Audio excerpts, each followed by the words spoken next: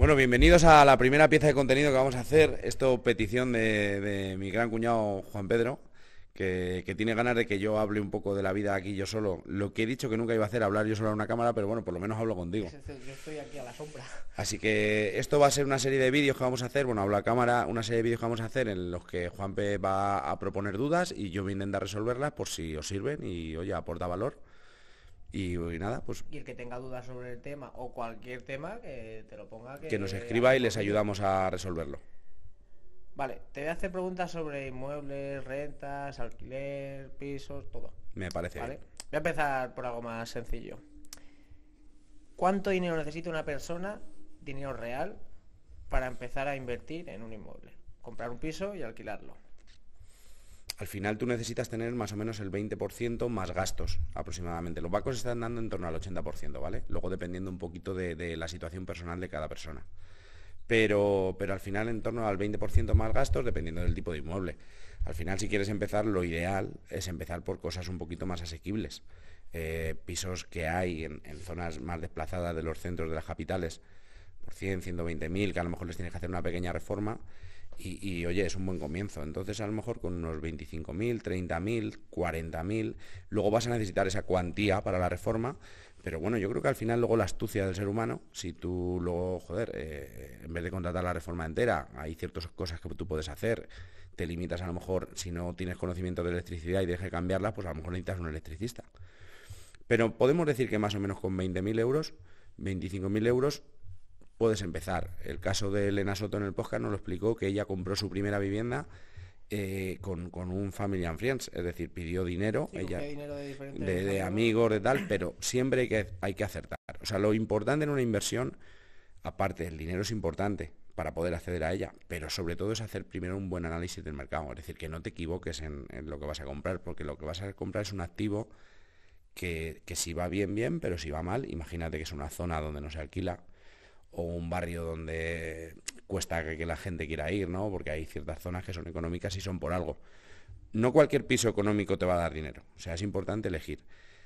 Y luego, sobre todo, tener muy claro que no hay que irse solamente al flujo de caja que te genera esa inversión. Tienes que pensar que compres una vivienda, que tú le hagas una reforma y que a futuro tenga revalorización. O sea, tú compras un inmueble por 100.000 euros, 120.000 euros, y tienes un alquiler de 600 euros, por ejemplo, tú estás pensando, bueno, pues después de la hipoteca me están quedando 200 euros todos los meses. Pero ese inmueble, si por la zona o por la situación del inmueble no crece en revalorización, es peor que irte a un sitio donde tenga un potencial de revalorización. La revalorización puede ser por muchas cosas. Simplemente porque la zona esté en auge, porque se vayan a implantar servicios. Imagina que una zona que suele ser pequeña, de repente ponen un colegio concertado.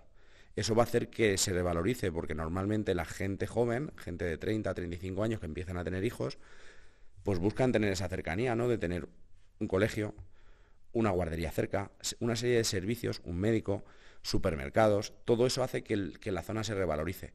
Esto lo hablaba el otro día con un amigo, que por ejemplo Rivas hacia Madrid antes era una ciudad dormitorio, ¿no? O sea, la gente se iba a Rivas a vivir porque era económico, estaba cerquita de la capital, pero tampoco tenía muchos servicios, te hablo de hace años.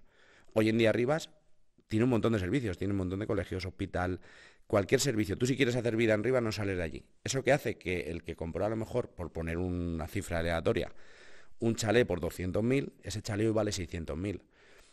¿Por qué vale 600.000? Por muchas cosas, no solo por esto. Es decir, inflación, que es que el dinero vale menos, que eso es otro tema del que podemos hablar, si no en este otro vídeo. Y la cantidad de servicios y demanda que tiene Rivas, porque es un municipio que está a 15 minutos de la capital y de repente tú no necesitas moverte. Puedes hacer toda la vida allí. Por lo tanto, tu inversión se ha revalorizado. Ha hecho que el precio suba por todo lo que tiene alrededor, no por el bien inmueble en sí. Me he ido un ¿Te poco, das ¿no? cuenta cómo hablas tú solo? Sí, sí, me he ido. Pero bueno, Que, al... escucha, yo tenía aquí más o menos 30 preguntas, como te hago las 30, no llegamos Bueno, a... tú dale y vamos, y cuando nos cansemos, nos Vale, vamos. David, yo cuando esté hablando Jesús voy a apagar el micro, ¿vale? Por si no te sale, que no te líes, para que suene bien. ¿Qué piensas del que tiene 10 pisos y 10 hipotecas? Pues que como no lo haya estudiado bien, tiene un problema. También te digo una cosa, hay mucha gente que habla de esto y no creo que sea fácil. Tú en España no es tan fácil que te den 10 hipotecas. Eh, eh, Tienes que tener una base sólida que consolida. Al final el banco es una empresa y el banco no quiere que si tú no le pagas quedarse con tu casa. El banco lo que quiere es que tú le pagues. Por lo tanto, si tú no tienes un buen respaldo económico detrás, es muy complicado que te den una hipoteca, otra hipoteca, otra hipoteca, salvo que vayas amortizando las anteriores. Pero yéndonos al caso concreto de que lo tuvieras, puede venir una crisis perfectamente, o simplemente imaginemos que el gobierno hace lo que debería hacer y construye vivienda social y el precio del alquiler empieza a bajar.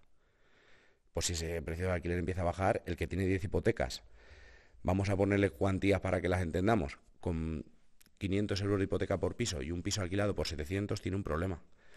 Porque estos 700 tiene que pagar 500 de hipoteca, tiene que pagar IBI, tiene que pagar comunidad, una serie de gastos, pequeñas reparaciones que tengas que hacerle al piso. Si de repente empieza a haber demanda de vivienda en alquiler, algo que ahora mismo parece muy improbable, pero si sucediera, ese piso lo alquila por 500 euros, va a tener que ponerle dinero.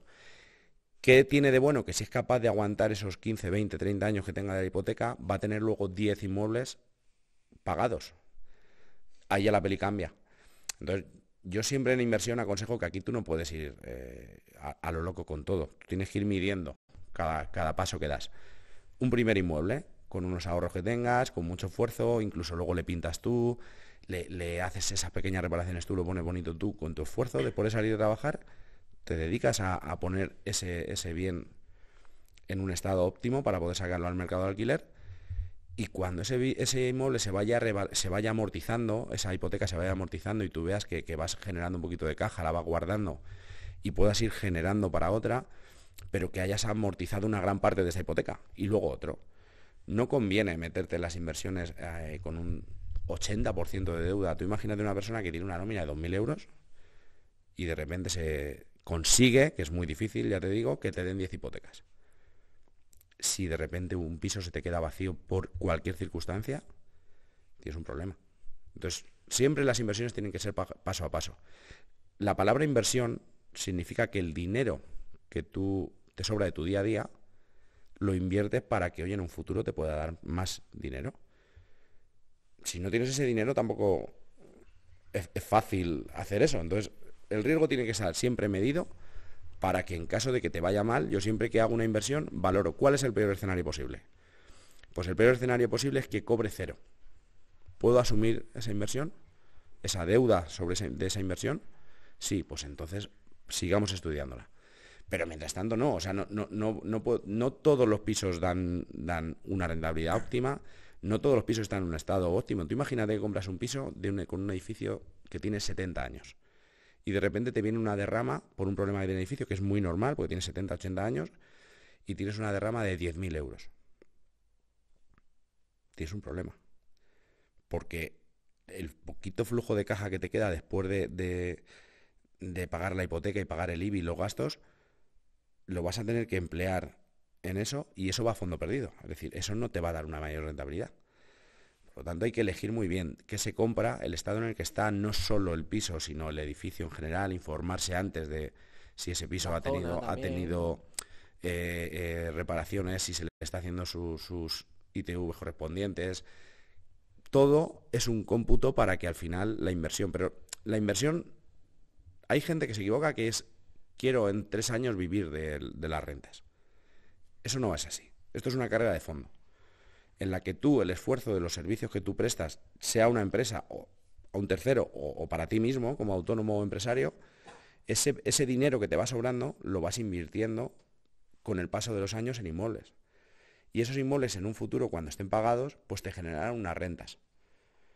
Pero no puedes querer vivir de las rentas de 0 a 100 en 3 años. Yo, para mí, ese mensaje que veo mucho en las redes sociales es equivocado, bajo mi punto de vista. No digo que esté bien o mal, ¿vale? Yo, en mi opinión, es que la inversión en inmuebles tiene que ser el resultado de todo lo que has hecho bien en tu vida y lo has ido poniendo ahí para que en un futuro te dé algo. Muy bien. Voy a ir eligiendo según me vas contando, ¿vale? ¿Tú crees que invertir en inmuebles está sobrevalorado a día de hoy? Explica un poco más. O sea, yo creo que es la mejor, para mí es la mejor inversión. Y te puedo razonar por qué.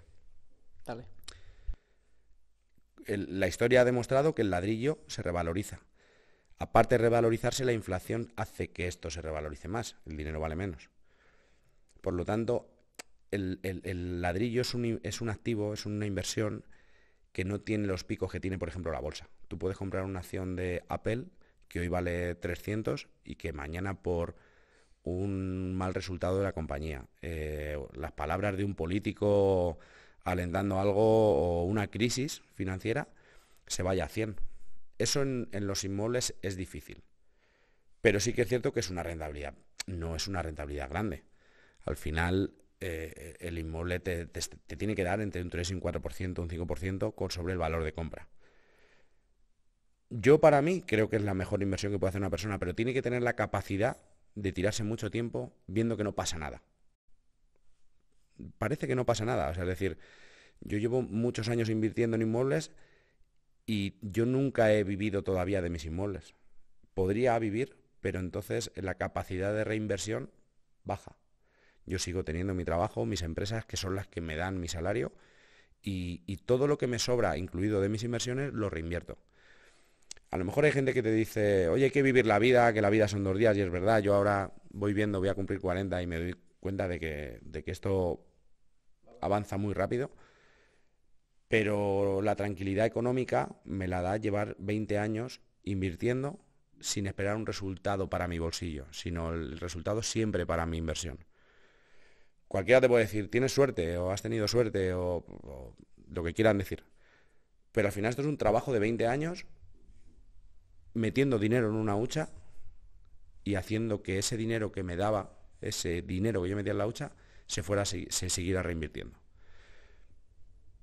Tienes que tener la capacidad de ver que no pase nada. Muy bien. ¿Te ha molado? Sí, sí. Pero es que me estoy dando cuenta grabando que llevaba más razón que nunca. ¿Por? Porque no necesitas a nadie. Hombre, necesito a ti. Sí, pero ¿qué te vale?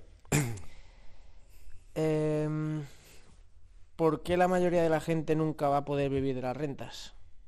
Por eso precisamente, porque no tienen esa capacidad. Todo el mundo queremos el resultado inmediato. Y Todo el entonces no mundo pasa. queremos meter 5.000 euros en Bitcoin, que está a 100.000, y que mañana nos despertemos y esté a 1.000.000. Y eso pasa, pero muy pocas veces en la historia. Y de hecho, fíjate, me voy a mezclar aquí con lo de Bitcoin. Dicen, hay mucha gente que se ha hecho millonaria con las criptomonedas. Yo no creo que sea tanta gente. El ser humano no tiene la capacidad, como norma general, los habrá que sí, pero como norma general, de ver crecer tus inversiones multiplicándose día a día y no vender. O sea, tú imagina que tú ahora metes 10.000 euros en Bitcoin, que está a 100.000 aproximadamente, y de repente mañana te levantas y está a 200.000. Significa que de los 10.000 que has metido, has ganado otros 10.000. ¿Tendrías la capacidad de dejarlos? La mayoría de la gente no, porque ¿y si baja? Entonces, el ser humano le cuesta mucho, mucho, mucho tener paciencia. Hay una frase que es muy buena, que no sé si la escuché a José, a Fran una vez, que dice, a ver si la digo bien, el ser humano tiene paciencia infinita para arruinarse y no tiene paciencia para enriquecerse. Eso es porque muy poca gente tiene la capacidad de lo que hablábamos en la otra pregunta. Yo voy a meter todos los meses 300 euros a comprarme un inmueble.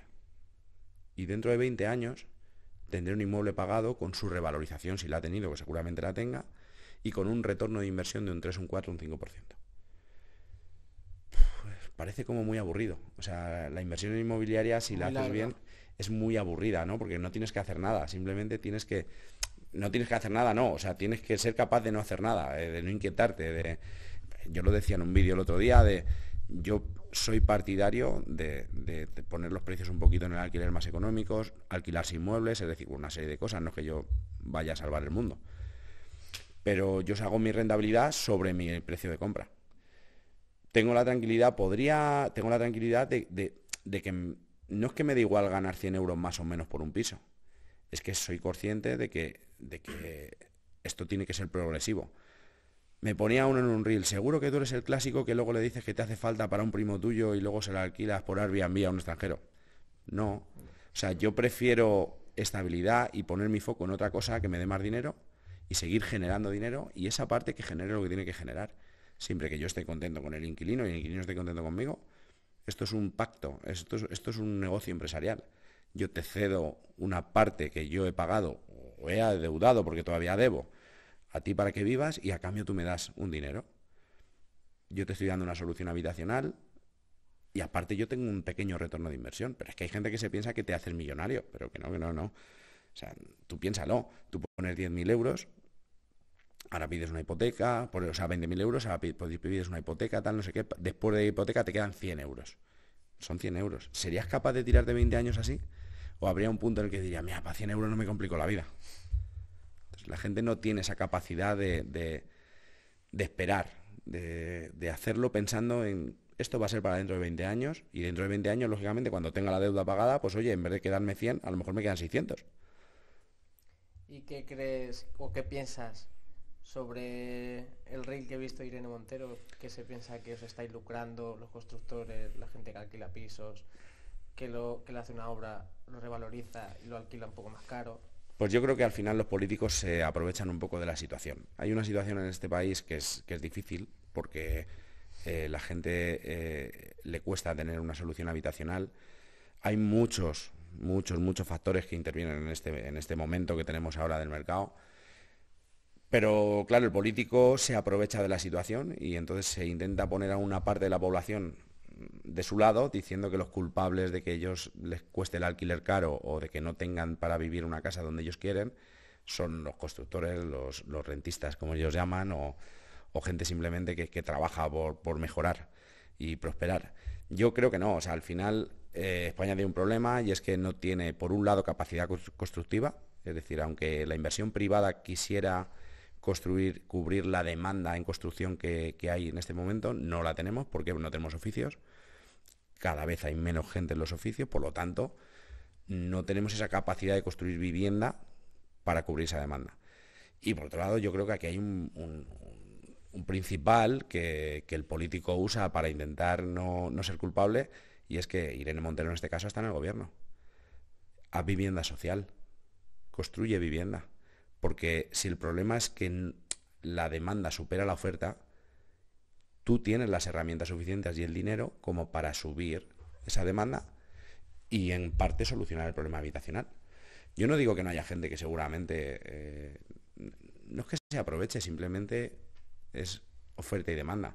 Lógicamente tú compras un piso, a lo mejor yo te vendo un piso que yo compré por 100.000 hace 15 años y yo ahora lo vendo y te lo vendo por 150.000. Tú vas a alquilar en función a los 150.000.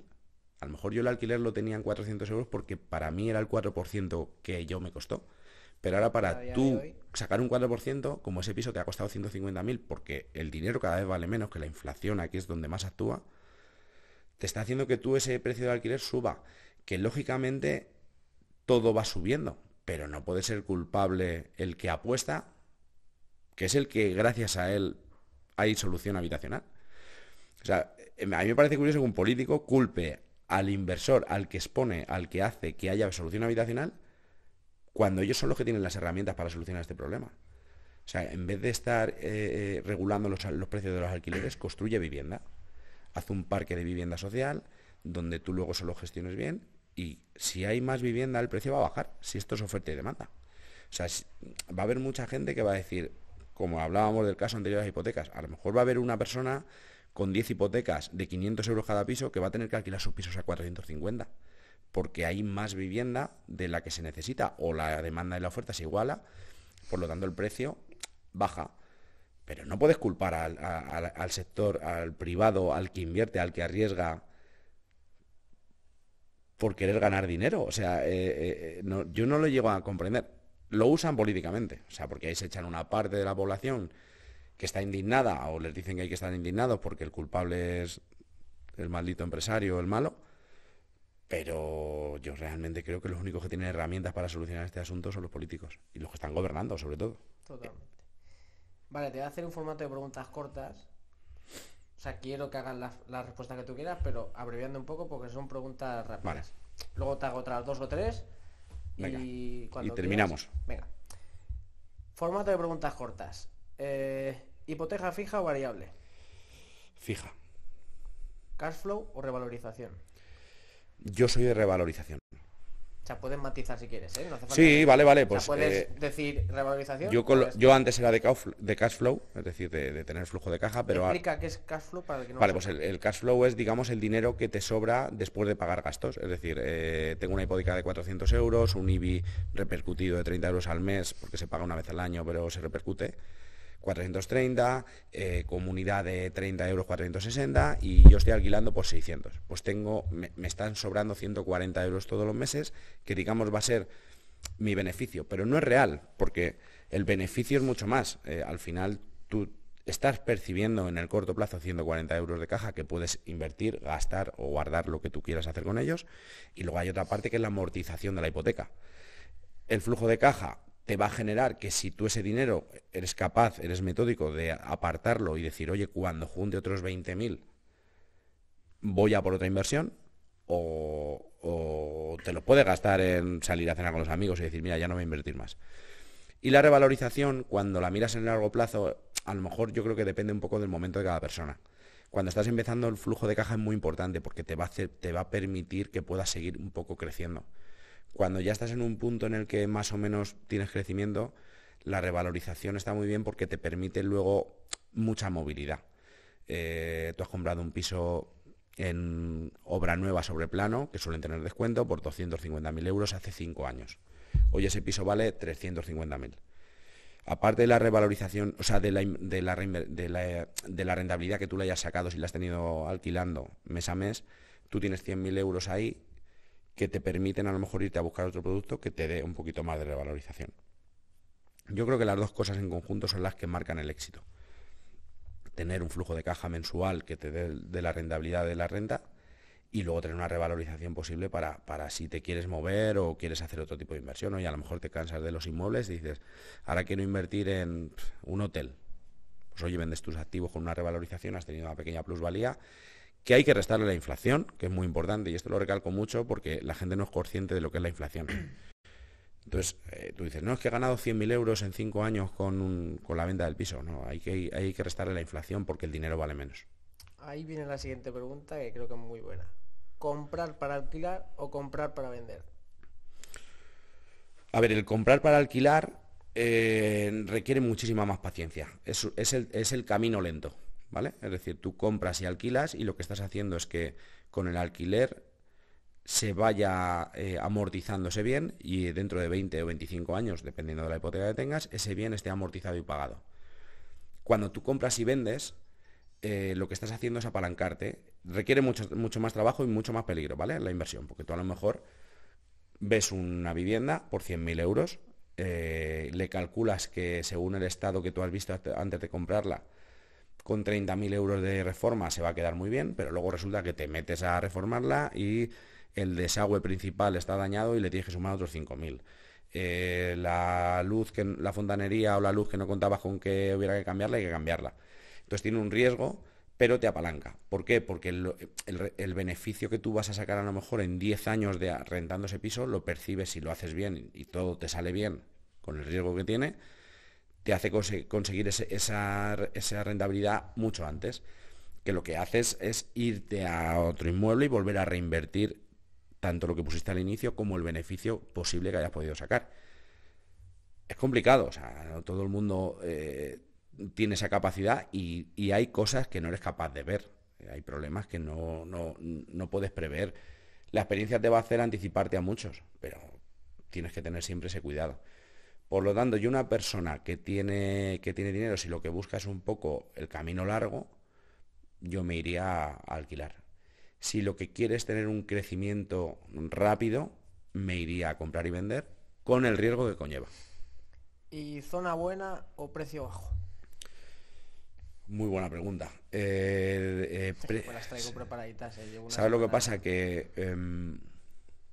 tienes que empezar por precio bajo. Porque normalmente cuando estás empezando tienes que adaptarte a tu economía.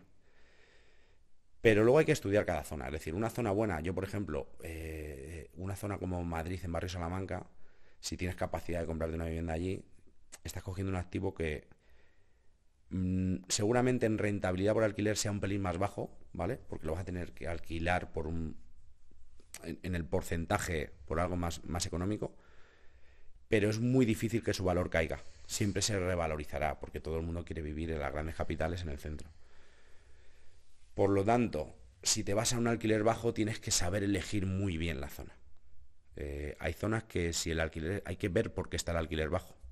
Si es porque es una zona que tampoco se ha proyectado mucho, no ha tenido un gran plan general, no tiene servicios, pero puede tenerlos. O si es una zona que a lo mejor pasa los aviones a 20 metros por encima. Y eso nunca se va a cambiar, el aeropuerto no se va a mover. Si compras un piso allí por 80.000 euros, porque pasan los aviones a 20 metros de ti, no puedes querer luego ir a decirle a AENA que el aeropuerto se lo lleve 2 kilómetros más para allá. Esto es lo que hay, el aeropuerto está ahí. Entonces, el precio bajo, yo le matizo que hay que elegir muy bien y saber discriminar con realidad porque es bajo. Vale, me quedan 5 y esta sí que quiero que hagas respuestas rápidas. Vale. Y seguimos. ¿Obra nueva o segunda mano? Siempre que puedas, obra nueva. ¿Turístico o alquiler tradicional?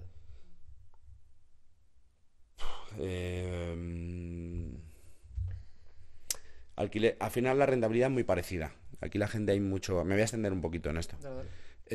Aquí hay mucho igual.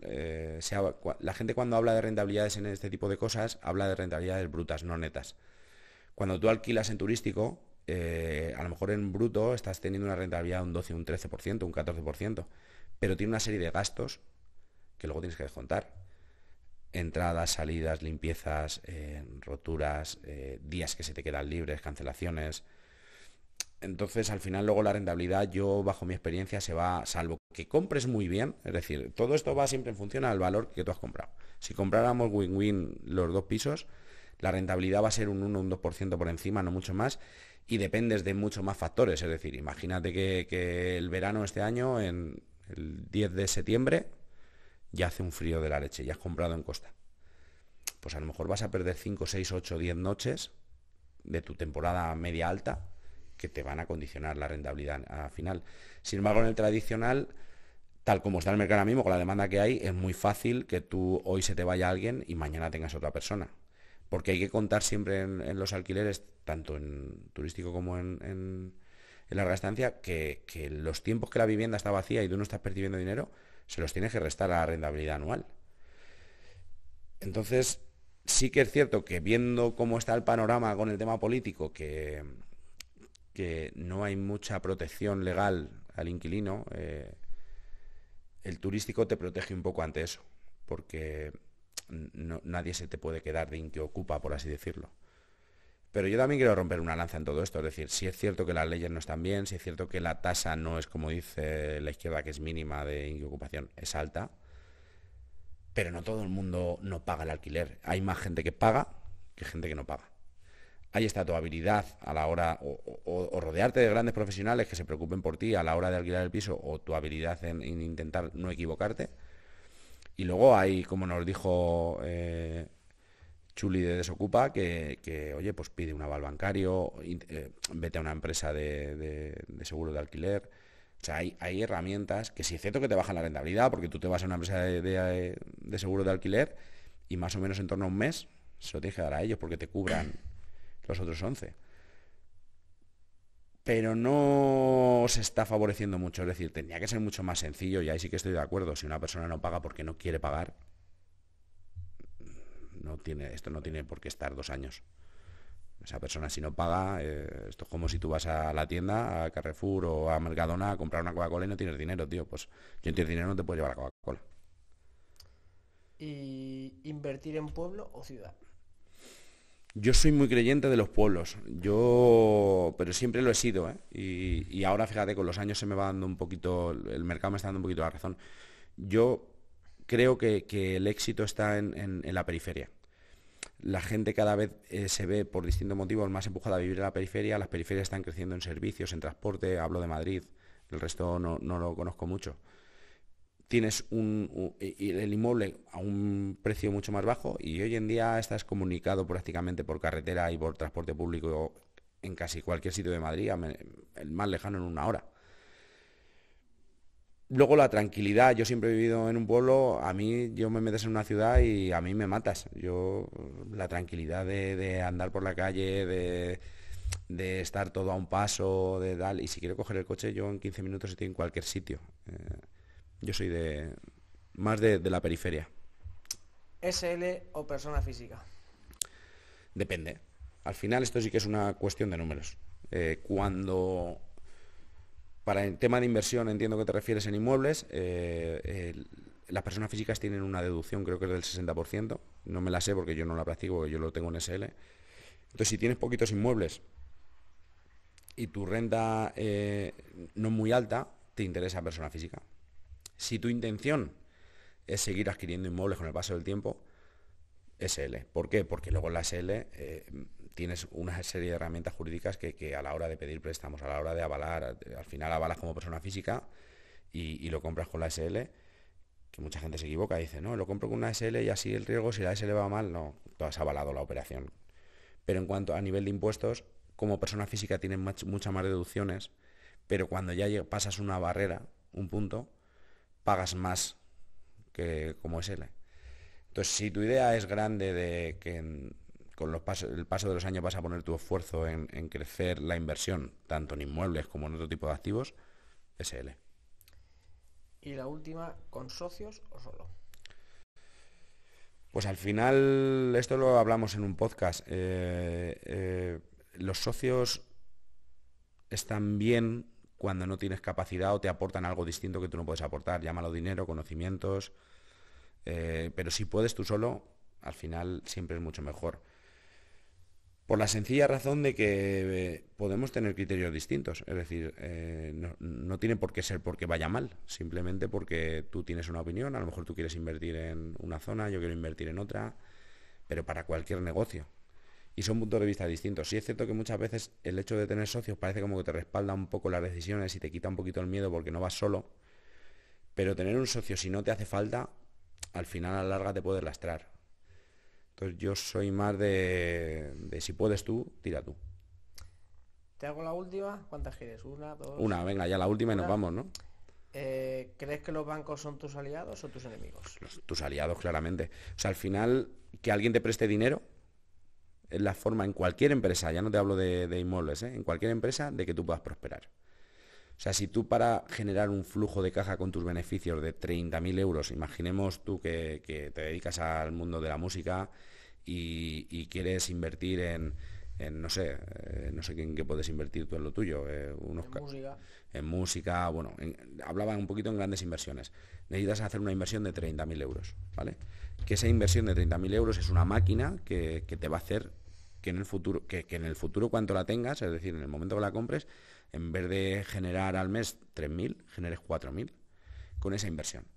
Claro, si tú te haces no voy al banco a pedir dinero porque no quiero deber a nadie y cuando tenga los 30.000 me la compro, estás perdiendo el coste de oportunidad de durante todos estos meses que tardes tú en coger esos 30.000 euros, ganar ese dinero extra que te va a aportar tener esa máquina. Entonces, sí, el banco siempre es tu aliado. Lo que pasa es que muchas veces nos indignamos porque creemos que tienen que darnos por derecho o por ley. No, al final el banco es una empresa, como he dicho antes, y está para ganar. Si tú tienes tu ratio es bueno y te prestan porque pagas y devuelves, pues te prestarán. Si no, no. O sea, tú no prestarías a 100 euros a un amigo que sabes que no te lo va a devolver, ¿no? Obvio. Pues, pero si tú te lo pide a alguien que sabes que mañana te lo va a devolver, como te ha dicho, pues se lo vas a prestar. Entonces esto es un poco igual, pero la deuda siempre con el banco está creado para que todo se acelere y crezca. Si tuvieras que esperar a generar el beneficio de caja para hacer inversiones y mejorar siempre tu empresa y tu servicio y por lo tanto tu producto y tu facturación, sería eterno. O sea, la humanidad no hubiera avanzado todo lo que ha avanzado. Entonces, bueno. Así que sí, la última y nos Te despedimos. está molando, ¿eh? Sí. Además, quieres, hay que decirle a la gente... si me traes una cerveza nos podemos quedar un rato más. Te iba a decir, el próximo día un cafecito, una cerveza y que la gente en el vídeo te deje sus preguntas, que te Venga, deje vale. por privado, que te mande noticias que tenga dudas o lo que sea y se responden o bien por privado o bien por público sin que nadie sepa quién es. Venga, vale, me parece bien. Podemos hacer un formato de esto, de que la gente haga preguntas y Claro. luego las respondemos en un vídeo, todas juntas. Venga, la última y nos vamos. Venga. ¿Qué errores comete el 90% de la gente que quiere empezar en esto? Y en esto te refieres al mundo de la inversión en Sí. inmuebles, ¿no? No, no, tendría que pensarlos, no sé qué tipo de errores. Entiendo que siempre elegir mal la zona, calcular mal, hacerse trampas no, hacerte trampas con los números. O sea, tú los números cuando lo calculas, pero siempre para cualquier inversión o cualquier tipo de negocio, ¿vale? O sea, no solo este. Tú tienes que ser realista. Y si tú dices, mira, voy a hacer una inversión, me voy a comprar una furgoneta y me va a costar la furgoneta 10.000 euros, pero yo voy a facturar todos los meses 1.500. Si te han salido 1.500, revisa esa cuenta y si tienen que ser 1.000, son 1.000. Es decir, no te engañes. No digas, no, es que voy a trabajar 10 horas todos los días por 25 días al mes. No, porque a lo mejor luego no trabajar 10 horas, trabajar 5 y a lo mejor esos son 25 y son 20. Entonces, la gente normalmente tiende a hacerse la cuenta a su favor para que se le satisfaga la operación. Porque es que siempre ponerte en lo peor. Como he dicho antes, tú te pones en lo peor. Y si lo peor, aún así con lo peor, el riesgo no te lleva a la ruina, inténtalo. Pero no te engañes con las cuentas. Yo creo que todo el mundo se engaña. Ve un piso, 120.000 euros. Este piso lo voy a alquilar por 1.000. ¿Y le tengo que hacer reforma? No. Y luego llegan y le tienen que cambiar la cocina, le tienes que sumar 3.000 o 4.000 euros, le tienen que cambiar las puertas, le tienen que sumar otros 3.000 o 4.000 euros, luego en vez de 1.000 se alquila por 900, ya le resta otros 100 euros, entonces al final te estás engañando tú solo. Tú tienes que ser frío con tus números y realista. Y si esa operación no es viable, no te encariñes de ella, suéltala. Y vete a por una que te encaje en tus números o en tu intención o en tu expectativa. Pero con números reales, no con... Bueno, creo que se me va a dar muy bien, creo no. Vete a lo seguro. Yo en la última inversión que he hecho en Costa, por Airbnb, las cuentas que se me planteaban, yo sabía que la realidad es que sí, en junio alquilaré, en julio alquilaré, en agosto alquilaré y en septiembre alquilaré. Pero octubre, noviembre, diciembre, enero, febrero, marzo, abril y mayo no lo tengo tan claro. Entonces yo mis cuentas en cuanto al retorno de la inversión las tengo que hacer con el peor escenario posible y es de esos 4 meses de verano, imaginemos que solo alquilo 2. ¿Me es suficiente la rentabilidad? Sí, pues entonces la operación es viable. ¿Y dónde tienes el piso? Canet de Berenguer. Es 3 horas de Madrid. La mejor playa, la calificaron como la mejor playa de España hace un año o dos. Es una zona que a mí me gusta mucho y el piso además es una urbanización nueva y me gustó mucho porque sí que tiene una revalorización al ser nuevo y luego tiene una serie de servicios muy distintos. No sé, creo que es un edificio muy peculiar. Seguramente esté entre los mejores que hay en Valencia. Bueno, Pues nada, que... ¿nos vamos que sábado a tomar una cervecita o qué? Vamos. Venga, pues nada. Nada, dale like, suscríbete. Dale like, suscríbete y si te ha gustado este contenido, pues dínoslo y hacemos más. Y si no te ha gustado, pues pon así Pues el nos lo muñequito que dices y no no hacemos más y nos y ya no ponemos. hacemos más y nos vamos a hacer otras cosas. Venga, hasta luego. Adiós.